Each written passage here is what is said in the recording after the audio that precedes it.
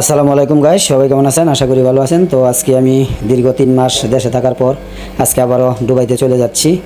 আর যেতে যেতে ভাবলাম আপনাদেরকে এয়ারপোর্টের কন্ডিশনটা দেখাই, আর এয়ারপোর্টের যে সিস্টেম, এয়ারপোর্টের বাইরের যে দৃশ্যগুলো, সিনারিগুলো, এগুলো আপনাদেরকে দেখাই।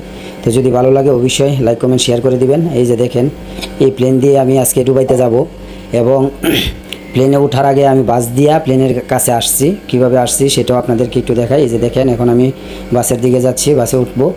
ওঠার পর এই যে দেখেন, বাস থেকে ভিডিওটা নিলাম এয়ারপোর্টের বাহিরের যেই ভিউটা, ওইটা আপনাদেরকে দেখানোর জন্য। তো বাস অলরেডি ছেড়ে দিছে, আমি বাসে দাঁড়িয়ে দাঁড়িয়ে ভিডিও করতেছি যাতে করে আপনাদেরকে সম্পূর্ণটা দেখাইতে পারি।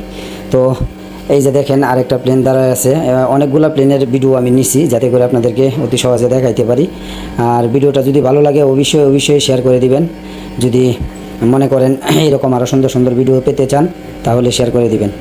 এই যে দেখেন, আরেকটা প্লেন, কত বড় বড় প্লেন। আসলে আমি অনেক দূর থেকে ভিডিওটা নিছি, যার জন্য প্লেনগুলো অনেক ছোটো দেখা যাচ্ছে ভিডিওতে, কিন্তু প্লেনগুলো অনেক বড় বড় প্লেন। তো এতদিন পর দুবাইতে যাচ্ছি, 3 মাস পর। জানি না দুবাইতে যাওয়ার পর আমার পরিস্থিতি আগের মতো থাকবে কিনা বা কী হবে।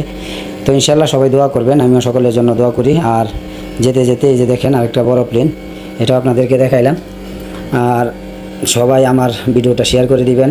আর আমি জানি যে আপনারা আমার ভিডিও প্রতিনিয়ত দেখেন, সেই জন্য কষ্ট করে আপনাদের জন্য ভিডিও তৈরি করি, যাতে আপনারা দেখতে পারেন এবং আপনাদের দেখে অনেকটা ভালো লাগবে আশা করি। আমি যতবার দেশে আসি এবং দেশ থেকে বিদেশে যাই তখনই আপনাদের জন্য এরকম ভিডিও দিই, প্লেনের ভিডিও দিই। আপনারা অনেক ভালোবাসেন আমাকে, অনেক আদর করে আমার ভিডিওগুলো দেখেন, অনেক ভালো লাগে আপনাদের কাছে। তো আপনাদের ভালো লাগা থেকেই আমিও সবসময় চেষ্টা করি আপনাদেরকে ভালো কিছু উপহার দেওয়ার। সবাই আমার জন্য দোয়া করবেন, আমিও সকলের জন্য দোয়া করি। আসসালামু আলাইকুম।